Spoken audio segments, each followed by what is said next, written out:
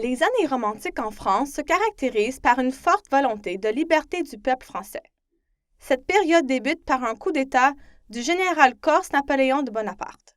Il est ensuite succédé par le roi Louis XVIII et Charles X. Charles X essayera de suspendre la liberté de presse, ce qui entraînera une rébellion du peuple français. Cette période marque aussi une révolution et un nouveau mouvement dans la littérature française. Nous assistons à la naissance de 4 nouveaux thèmes dans les romans. Un culte de moi, une redécouverte de la nature dans les tableaux, le sentiment d'amour. Ceci se voit dans la description des hommes, dans les romans. L'homme recherche la solitude afin d'avoir une meilleure réflexion sur la société.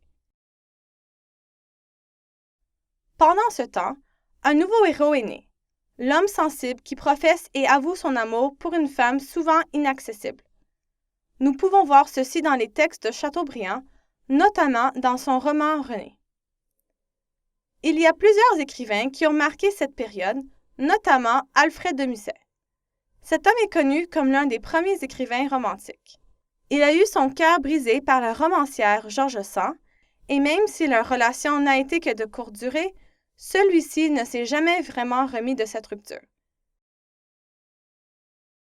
Un autre écrivain important de cette période est Victor Hugo. Un de ses plus grands succès est Notre-Dame de Paris, un roman historique publié en 1831 qui relate sur la politique française de l'équipe avec une réflexion philosophique sur la société. Au cours de sa vie, Victor Hugo publiera plusieurs livres importants en plus de s'investir en art et en politique. Son influence, sa littérature et ses valeurs franchiront les frontières du monde entier. Par la suite, en contraste avec Balzac, qui donnait énormément de détails dans ses textes, nous avons Stendhal.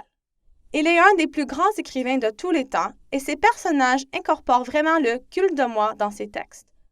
Le dernier, mais non le moindre, est l'écrivain Alexandre Dumas, qui a grandement influencé les années romantiques. Dumas était le plus populaire, non le meilleur, car il écrivait trop vite et voulait faire le plus d'argent possible.